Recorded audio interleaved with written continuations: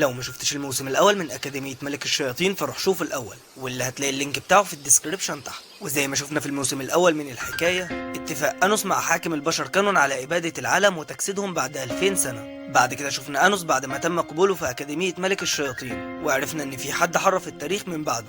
بعد كده اتعرف انوس على ميشا وساشا وميسا وفريقها وري، اللي عرفنا بعد كده انه تجسيد للبطل كانون. وكمان شفنا المعركة النهائية بين جيش البشر وجيش ملك الشياطين انوس، اللي كان التفوق فيها لمصلحة انوس بفرق كبير وواضح، واللي كان الفضل فيه بسبب أصدقائه وأتباعه قبل 2000 سنة. وشفناه بعد ما ضحى بنفسه للمرة التانية قدام البطل كانون، بعد ما أمر جيشه وكل الشياطين إنهم ما يأخذوش بثأره غير لما يتجسد مرة تانية. وشفنا زعل ميشا وساشا عليه لأنهم فكروه مات، لكن رجع لهم مرة تانية وعاشوا حياة سعيدة مع بعض. وده كان تلخيص سريع لأحداث الموسم الأول. فيا ترى إيه هي أحداث الموسم التاني؟ ده اللي هنعرفه بعد شوية، فتابعونا. بس قبل ما نبدأ ما تنساش تصلي على الرسول صلى الله عليه وسلم، اللهم صل على محمد وعلى آله وصحبه أجمعين. ولو انت مش مشترك في القناة دوس اشتراك وفعل زر الجرس علشان يوصلك اشعار بالملخصات الجديدة. وتعالوا بينا نكمل باقي الحكاية. بس قبل ما نبدأ عاوزين نوضح حاجة مهمة جدا. جميع المعتقدات في الانمي معتقدات خاطئة بخلاف عقيدة الإسلام التي ننتمي إليها، واحنا ملناش علاقة بيها. نحن نشاهد من أجل المتعة فقط. حكايتنا بتبدأ إن من 2000 سنة، وتحديدا قبل اتفاق أنوس مع حاكم البشر كانون على إبادة العالم في غابة الأرواح العظيمة اللي بتظهر فيها الروح العظيمة لينو، وهي بتتكلم مع الثلاثي تيتي بخصوص ذهابها لمدينة دلسجان. في الوقت ده بيهجم عليهم حاكم السماء نسوجالي، وده بمثابة الأب الروحي للسماء، بل وكمان والد كل الحكام. بيقول لها أنا جيت وعندي أخبار سارة ليكي. أنا قررت إنشاء طفل جديد علشان يكون ابن الحاكم، وتم اختيارك لتكوني أم هذا الطفل. بترفض لينو الطلب وبيقول لها ان الموضوع ده تم تقريره بواسطة الحكام، لكن لينو عندها رأي تاني. بتقول له حتى لو كنت فرد من عشيرة الحكام مش هسمح لك انك تعمل اللي انت عايزه هنا. بتهجم عليه بنبات الغابة، ولكن سرعان ما نسوجالي بيتحكم فيه وبيهجم عليه هو. في الوقت ده بيظهر انوس وبيهجم عليه وبيقول له انت بقى ملك الشياطين انوس، اطمن الحكام قرروا انه يتخلصوا منك اخيرا، كلها مسألة وقت بس ويصدر قرار علشان اتخلص منك. لكن ده انوس يابا بيقول له قبل ما تخلص عليها هكون مخلص عليك دلوقتي. بيقول له ما تقدرش، هو ده القانون وان محدش يقدر يقتل حاكم. لكن انوس ما بيتهددش يا صاحبي. في ثانية واحدة بيكون شين صديق انوس سارق صوته بسيف الغنائم، واللي ما يعرفش شين فده صديق انوس وذراعه الايمن، وكنا اتكلمنا عليه في الموسم الاول من الانمي. بيقول له انوس نفذ الامر وبيخلص عليه في لمح البصر، وبيكون انوس جاي علشان يسمع قرار لينو في ابادة العالم. بتقول له انها موافقه، وفي الوقت ده بيعين شين حارس خاص ليها. بترفض لينو في الاول وجود حارس شخصي ليها، لكن بتوافق في النهايه. وبيكون انوس محتاج زعيمه الارواح لينو علشان تعمل حواجز بين الثلاث عوالم، واللي هم عالم البشر وعالم الجحيم وعالم الارواح. وبيكون كمان محتاج زعيمة الخلق ميليتيا، وده علشان يتم خلقه بعد 2000 سنة. وبيعتمد على البطل كانون علشان يقتله، اللي بيكون واثق جدا في انوس. واحنا عارفين الاحداث اللي حصلت بعد كده، واللي هي احداث الموسم الاول. بعد كده بنشوف شين وهو بيوصل لينو لغابة الارواح العظمى، ولما بيوصلوا بنشوف مجموعة من الذئاب السحرية وهم بيهجموا على الارواح، لكن شين بيتصدى ليهم وبيخلص عليهم. في نفس الوقت ده في ذئب سحري كان بيهجم على لينو، ولكن شخص خلص عليه في لمح البصر. بتطلب منه لينو انه يظهر، ده لان الغابة بتاعتها ومحدش يقدر يستخبى فيها وقت طويل. في الوقت ده بيظهر ليها شاب صغير وبيقول لها انه مش عدو ولا حاجة. بتسأله عن اسمه وبيقول لها انه اسمه انوش بولتي كول. نرجع بقى لزمن الحاضر في اكاديمية ملك الشياطين، وبيكون في مجموعة من طبقة النبلاء لسه بيتنمروا على انوس. في الوقت ده بتعرفهم المعلمة مينو ان في طلاب جدد من اكاديمية البطل هينضموا ليهم، واللي هم إلينور وزيشيا. وكمان بتعرفهم ان معلمهم الجديد هو ديد جون ابتداء من اليوم، وده بقى معلم مولود قبل الاباطرة السبعة، ده غير انه عضو في الملكيين الاشرار الاربعة. واللي ما يعرفش الاشرار الاربعة دول بقى فانا اعرفكم عليهم: ملك اللعنات، وملك النصب القرمزي، وملك الآخرة، وأخيرا ملك الموت المتوهج ديد جون. دول بقى اللي قادوا جيش يعد الجيش الثاني بعد جيش ملك الشياطين أنوس. بيقول لهم ديد جون اسمحوا لي أعرفكم على حاجة يا شوية جهلة. ملك الشياطين اللي بتؤمنوا بيه دلوقتي واللي اسمه أفوس ده ملك مزيف. ملك الشياطين الحقيقة قاعد معاكم أهو، أنوس فولدي جودو. بيطلب من أنوس إنه يجي وبيأمر الكل إنه ينحني ليه، واللي بيرفض بيخليه ينحني ليه غصب عنه. بيطلب ديد جون من أنوس إنه يلقي كلمة، فبيرجعهم أنوس لأماكنهم بسحره وبيلقي عليهم خطاب تحفيزي. لكن وهو ماشي بيقول لديد جون ان التنكر بتاعه باين قوي، وبيطلع ان ده حاكم الاب السماوي نوسوجالي. وبيقول له انوس انا عاوز اعرف انت هتعمل ايه وانت في جسم شيطان هنا. فبيطلب منه ديد جون انه يقعد علشان يبداوا الدرس. بيبدا الدرس، ولكن اثناء الشرح بيعرفهم ان هو حاكم الاب السماوي نوسوجالي، وان هو هنا علشان يقتل ملك الشياطين. بيقيد مجموعه من الطلاب بسحره وبيعرفهم انوس انهم ما ينوش على اذيته، وهو مش هيقتلهم. بيقول لانوس احب اقول لك على حاجه بقى، النظام اللي هيقتلك هو ابن الحاكم الجديد، والمفاجأة انه موجود معاك في الأكاديمية. بيقول له تمام، سيب الطلاب بقى دول علشان انت مش هتستفاد حاجة لما يموتوا. لكن نسوجالي بيرفض. في الوقت ده بيستدعي انوس سيف الدمار الخاص بيه. بيقول له نسوجالي بالرغم ان سيف الدمار يقدر يخلص عليا، ولكن انت مش هتقدر تعمل كده، لان انت لو قتلتني انا حاكم الاب السماوي النظام ده هيختلف والعالم هيتدمر. بس تفتكر ان انوس بيتهدد يا صديقي؟ بيخلص عليه وبيستخدم سحر الاحياء وبيرجعه تاني، وبيكون عامل عليه تعويذه تخليه يستخدم 10% بس من قوته كحاكم. ده لان لو خلص عليه تماما العالم ده هينهار. وبيقول له اللي انت ما قدرتش تعمله قبل 2000 سنه مش هتعرف تعمله دلوقتي برضه. تابع بقى الدرس وانا هقعد هنا راقبك. بيتكلم انوس مع اصدقائه بخصوص ابن الحاكم الجديد وانهم لازم يلاقوه ويوقفوه عند حد. بيعرفهم انوس انه يروح لميليس علشان يتحرك موضوع ابن الحاكم الجديد. في الوقت ده بيقرروا انهم يتقسموا ل3 فرق، ولكن بتعتذر الينور انها تدور معاهم علشان بيكون جالها اتصال من باقي طلاب اكاديميه البطل، واللي هم يانو ولوس وزيلو، اللي بيعرفوها انهم اكتشفوا تعويذه مزعجه هنا، وانهم شاكين ان جيرجيا هو اللي وراها. نروح بقى ري وميسا اللي لسه ما وصلوش لاي حاجه تدلهم على ابن الحاكم الجديد. فبيعرف ري ميسا انهم لازم يوصلوا الحل في اسرع وقت، ده لان نسوجالي هو اللي ساعد جيرجيا في استخدام السحر الملعون. فبتحس ميسا بخوف، ولكن ري بيطمنها وبيعرفها انه هيحميها. في الوقت ده بيظهر شخص وهو بيراقبهم، وبيطلع ان الشخص ده اسمه جيراد، وهو جاي بامر من ابو ميسا. نروح بقى لانوس اللي بيطلب من فريق ميسا انهم يغنوا في مراسم قدوم ملك الشياطين التاني. في الوقت ده بيجيله اتصال من ساشا، وبتعرفوا ان ريفست وباقي المجموعه اتهاجموا وميشا بتعالجهم. بيعرفهم ريفست ان المعلمه مينو اتخطفت، واللي خطفها حد من عصر الفوضى واللي هو قبل 2000 سنه، وكمان بيعرفهم ان هو عامل تعويذه علشان يعرفوا مكانها. بتعرف ساشا انوس انهم هيروحوا ينقذوا المعلمه، فبيحذرها انوس لان في الغالب هيواجهوا شيطان من 2000 سنه. بيروح انوس لميلهي اللي بيلاقيه مقتول من شيطان اسمه زيك، وزيك ده بقى المستشار العسكري لملك الموت المتوهج ديجون. بيعرف انوس ان ديجون ائتمن جسده للحاكم نوزجالي علشان ينشئ عدوه واللي هو ابن الحاكم الجديد، وبيعترف زيك ان قوته عمرها ما هتكون ند لقوه انوس، علشان كده هيدخلوا معركه ذكاء. نرجع بقى لري وميسا اللي بيروحوا مع جيراد اللي بيكون معاه نص السيف السحري بتاع ابوها، وفجأة بيهجم بيه على ميسا، وبيعرفهم انه امر من ملك اللعنات باخذ مصدر ميسا. نروح بقى لإلينور وزيشيا اللي بيوصلوا الأكاديمية وبيلاقوا الكل متسمم هناك. في الوقت ده بيظهر لهم ملك النصب القرمزي وبيعرفهم ان هو اللي اداهم السم. نرجع بقى لميشا وساشا اللي بيوصلوا لمكان اختطاف مينو، وبتعرفهم رينكا انها مساعدة ملك العالم الآخر وانها هتخلص عليهم دلوقتي. نرجع بقى لانوس اللي بيشوف كل ده بمساعدة زيك، وبيعرف انوس ان الاشرار ال4 عملوا تحالف مع بعض علشان يخلصوا عليه. بيقول له زيك يلا بقى نبدأ المعركة. بيقول له انا عارف ان انت بتدور على ابن الحاكم الجديد والمضيف بتاعه حد من اتباعك، اما بالنسبة لميلي فهو وقف الزمن ثانية واحدة بعد موته، ولو الحالة دي استمرت تقدر تعيد احيائه. مستعد تراهن بقدراتك السحرية ولا لا؟ بيقول له انوس انت متأكد من اللي بتقوله؟ ده انا دلوقتي بجازف بحياتي كلها. بيعرفوا زيك انه لو خسر هيكون تحت تأثير التعويذة بتاعته، وبيبدأ يشرح له قواعد النزال، وبيقول له انت تقدر تخمن عليا انت شاكك في مين انه يكون ابن الحاكم الجديد، وانا هقول لك صح ولا غلط. انا اقدر اكذب عليك مرة واحدة بس، كمان انت تقدر تخمن عليا 18 مرة، ولو انت كسبت النزال تختم قوتي السحرية لمدة 5 ثواني، اما لو انت خسرت فما تستعملش قوتك السحرية لمدة 5 ثواني.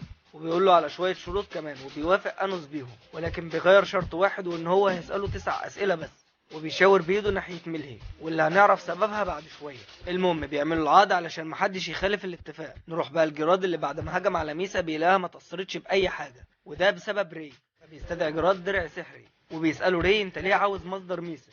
بيقول له لأنها الفتاة التي حملتها الروح العظيمة لينو، ومنبعها يقدر يتحكم في جميع الأرواح. فبيسألوا ري ازاي حصل على نص السيف السحري. في الوقت ده بتنتقل بينا الأحداث لإلينور وزيشيا وهما بيواجهوا ملك النصب القرمزي، وفجأة بيحول جميع الطلاب لغيلان علشان يقضي على إلينور وزيشيا. نرجع لانوس اللي بيحاول يعرف مين هو ابن الحاكم الجديد. نروح لري بقى اللي بيهجم على جيراد وبيقدر يصيبه، لكن مرة واحدة بيترمي على الأرض. فبيعرفوا جيراد ان الدرع ده بيلعن اللي بيجرح مالكه، وعلشان تشيل اللعنة دي لازم تدمر الدرع، والا هتفضل طول حياتك كده. بيقوم ري وبيدمر جزء من الدرع، وبيطلع ان جراد كان بيخدعه، وبكده يكون الدرع حطم جوهر ري. نروح بقى الملك النصب القرمزي اللي بيأمر جيش الغيلان انهم يقضوا على إلينور وزيشيا، وبتجري إلينور وبتدور على الجوهرة القرمزية، ده لان لو هي دمرتها هتوقف الجيش الكامل ده. بتلاقيها فعلا، ولكن ملك النصب بيفعل عليهم تعويذة بيمتص بيها كل قوتهم. نروح بقى لميشا وساشا اللي بيواجهوا مشكلة في التصدي الرينكا، ده غير انها بتقدر تصيب ساشا اصابة بليغة، فبتحاول ميشا تأيدها بسلاسل جليد، ولكن بتصيبها رينكا هي كمان. نرجع لانوس بقى اللي بيعرف اخيرا ان كل ده زيك بيضيع في الوقت، وان هو مش عارف مين هو ابن الحاكم الجديد، فبيتنازل عن المبارزة.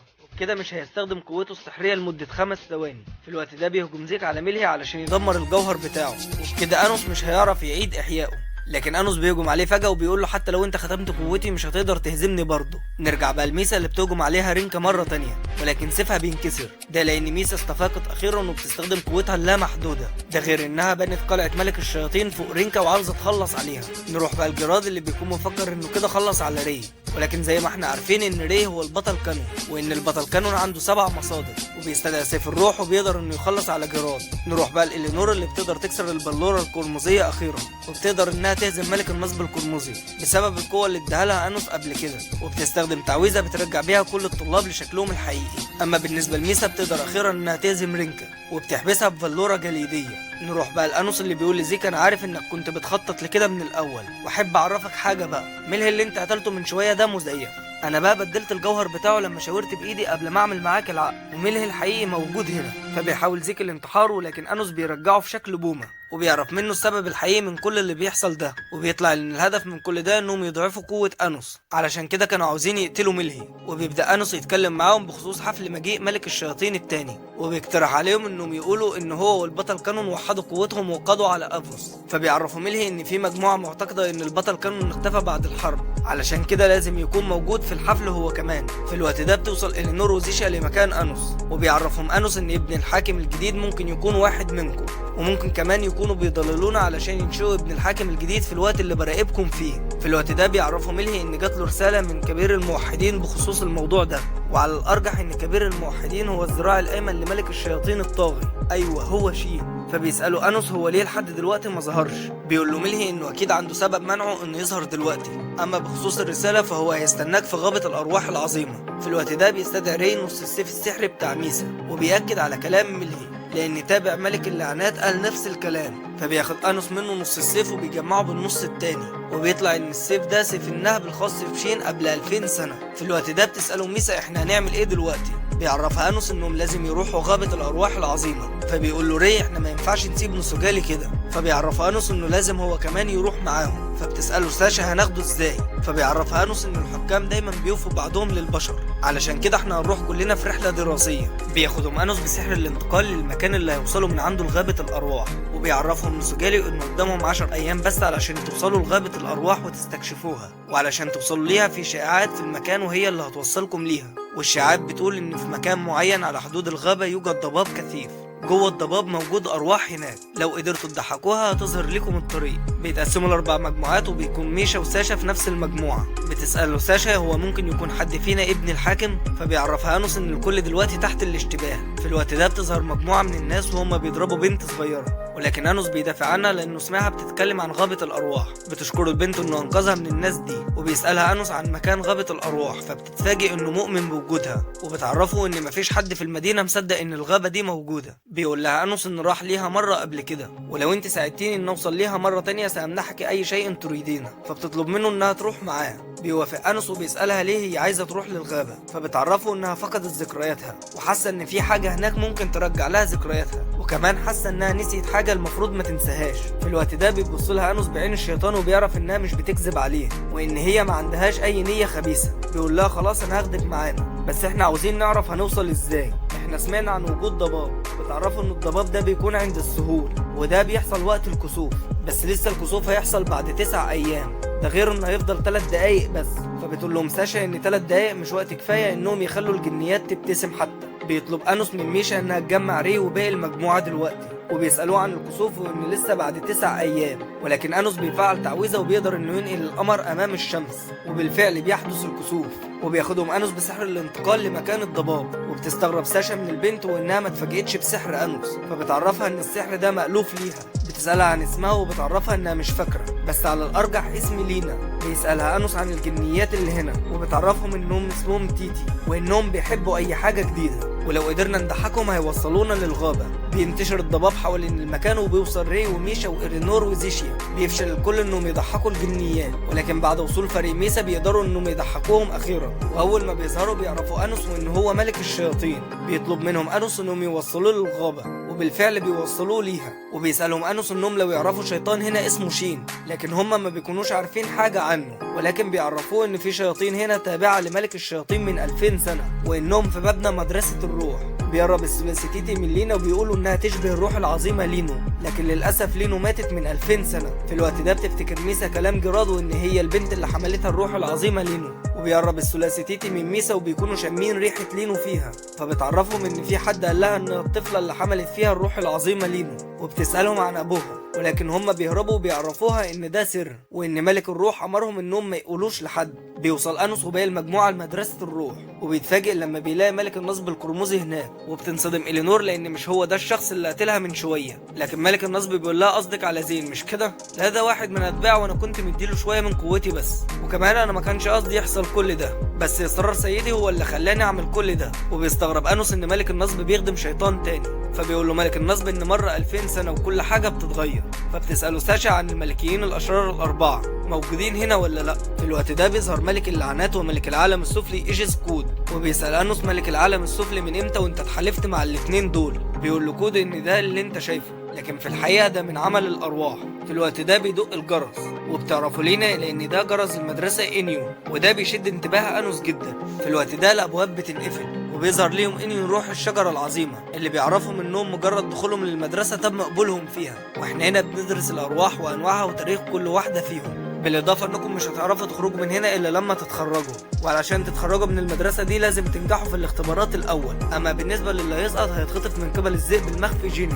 فبيسألوا أنوس عن الاختبارات، وبيعرفوا أونيون إن اللي هيعدي 80% هيتنقل للاختبار التاني واللي هو امتحان الروح، ومن هناك هيقدر يقابل ملك الروح. فبيسألوا أنوس عن اللي هيخسر في الامتحان، بيعرفوا أونيون إن اللي هيكسب ممكن يكلم ملك الروح يرجعهم عادي. بيقول له أنوس تمام، بس أنا ليا طلب، وإن إحنا نمتحن ال3 اختبارات مرة واحدة في امتحان واحد. بيوافق أونيون وبتبدأ فترة الدراسة واللي هي أسبوع واحد. وفي لمح البصر بيكون أنوس قارئ كل الكتب اللي موجودة عن الأرواح، وكمان بيساعد فريقه على حفظ المعلومات اللي فيها. بيبدأ الاختبار وبيحس أنوس إن ملك النصب مستخدم سحره ولعب في الأسئلة، فبيقوم أنوس علشان يبص على إجابات فريقه، وبيتهموا ملك النصب إنه بيغش، ولكن أونيون بيكون ساحب إجابات أنوس قبل ما يقوم. وبيستغرب ملك النصب لأن ما شافش أنوس وهو بيكتب. بيخلص الاختبار وبينجح الكل، وده بفضل أنوس لأنه استخدم تعويذة تخلي كل الإجابات صحيحة حتى لو غلط. وعلشان الكل نجح بيعرفهم أونيون إن كل واحد فيهم هيختار سلم من السلالم دي علشان يوصل لملك الروح، بس في 5 منهم بس هم اللي بيوصلوا للملك. يعني الاختبار ده معتمد على الحظ، لو طلعت السلم ولقيت الدرج مكمل لفوق يبقى انت كده هتوصل لملك الروح، اما لو لقيت الدرج السلم نازل لتحت يبقى انت كده خسرت. بيستخدم أنوس تعويذة بيخلي الكل شكله، وده علشان يضمن ان مفيش غش في الاختبار ده. بيطلعوا السلم وبينجح كل من أنوس وري وميسا انهم يختاروا الباب الصح، واثناء ما أنوس طالع بتظهر له لينا وبيطلع انها اختارت باب غلط، لكنها افتكرت ان في ممرات سرية ونجحت انها توصل لأنوس، وبكده تكون هي كمان نجحت انها توصل لملك الروح. وبيطلب أنوس من ميشا وساشا انهم يدوروا على الممرات دي ويلحقوه، وبيطلعوا لفوق وبيكون أنوس ولينا اول ما وصلوا. وفي الوقت ده لينا بتفتكر حاجة وبتقدر انها تلاقي باب مخفي في المكان، بيدخلوا فيه وبيكون مكان جميل مليء بالورود والازهار الجميلة. وبتحزن لينا جدا لانها حاسة انها فقدت حد كان يعني لها شيئا كبيرا في هذا المكان. وبيحس أنوس بوجود شخص تاني في المكان، وبيطلع انها جيسي. وجيسي دي بقى يا صديقي هي المنبع التاني لملك اللعنات. يعني ملك اللعنات ليه جوهرين روحي، جوهر ليه وجوهر لحبيبته جيسي اللي واقفه قدامنا هنا. وبتعرف أنوس انها استنته في المكان ده علشان محدش يقدر يسمعهم هنا. وبتقول لأنوس ان في 2 من الاشرار 4 اتخطفوا من قبل الذئب المخفي، وكمان بتعرفه ان كل ده من تخطيط ملك الروح، وكمان هو اللي بعت جراد للمدينه مستغلا رغبته في اعاده ملك اللعنات. فبيسالها أنوس عن نص السيف السحري اللي كان معاه، فبتقول له على الارجح انه حصل عليه من ملك الروح. وبيسالها أنوس عن ملك العالم السفلي ان كان متورط معاه هو كمان، فبتعرفه انه هو محتجز هنا كرهينه، وعلشان كده هو موجود في مبنى المدرسه. بيسالها أنوس ان كانت تعرف ملك الروح،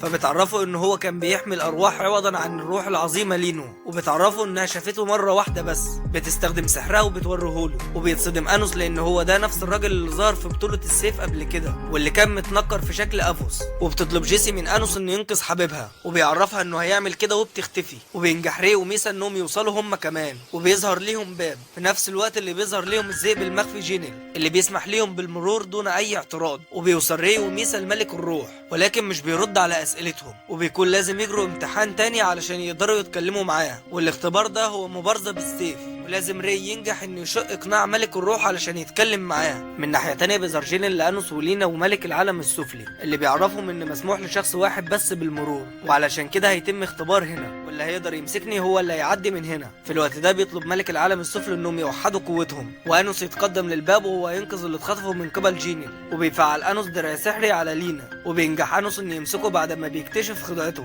واللي هي انه بيظهر للناس اللي مغمضه عينيها بس، انما اللي مفتح عينه ما بيقدرش يشوفه. وبيطلع ان لينا اتخطفت هي كمان اثناء الاختبار. نرجع بقى الري اللي بيقاتل ملك الروح اللي بيتصدى لهجوم ري بكل سهوله، ده غير انه بيصيبه وبيختم احد مصادره السبعه، وبيهاجمه مره تانية وبتساعده ميسا لانها نص روح ويسمح ليها بالمشاركه في النزال، وبتستخدم سحر الروح وبتتحول لملكه الارواح العظيمه لينو، وبتدي ري سيف علشان يقاتل بيه. بيهاجم ري ملك الروح، ولكن ملك الروح بيكسر سيفه، وبيستخدم ري سحر الحب اللي بينه وبين ميسا، وبينجح انه يفوز على ملك الروح. لكن فجاه ملك الروح بيحبسه بسحره وبيهجم عليه هو وميسا في لحظه واحده. نروح لانوس اللي بيوصل لمكان النزال، وبيطلع ان ملك النصب مستنيه هناك. بتقوم بينهم معركه سحريه كبيره جدا، لكن انوس بيفوز عليه في النهايه. بيوصل انوس لمكان ري وبيلاقي احدى منابعه، وبيستخدم سحر الاحياء وبيرجعه مره تانية. وبيستغرب انوس ان ري يخسر حتى لو سيفه مختوم، وبيعرف ري ان على الارجح ملك الروح هو شين، ده غير انه اقوى بكتير على اللي كان عليه قبل 2000 سنه. في الوقت ده بتظهر ميشا وساشا اللي بيوروه بس مباشر لافوس في مدينه ملك الشياطين اللي بيحرض الشياطين على البشر، ده غير انه بيحرض الملكيين على الهجائم، وكمان بيسيطر على الاباطره السبعه وبيأمرهم بالقضاء على انوس. وبيعرف انوس ان ده مش ملك الروح، وبيستخدم سحره وبيوصل عند افوس، وبيطلع ان افوس هو ميسا. صدمة بكل المقاييس، صديق امس هو عدو اليوم، صدمة بكل ما تحمله معنى الكلمة. ان يتناقى احدهم في ظهرك فهذا امر طبيعي، ولكن ان تلتفت وتجده اقرب الاصدقاء اليك فتلك هي الكارثة. ولا تسألني يا صديقي عن الغدر، فانا لا اعتقد ان هناك كلمات قادرة على وصفه. وهنا بينتهي الجزء الاول من الانمي. فيا ترى هيعمل ايه انوس بعد ما تمت خيانته من اقرب اصدقائه؟ وايه هي الاحداث الجديده اللي هنشوفها في الانمي؟ ده اللي هنعرفه في الجزء الثاني. فما تنسوش الاشتراك في القناه وتفعيل جرس التنبيهات علشان يوصل لكم الجزء الثاني وباقي الملخصات اللي بنعملها. والاهم ما تنسوش صلوا على الرسول. والسلام.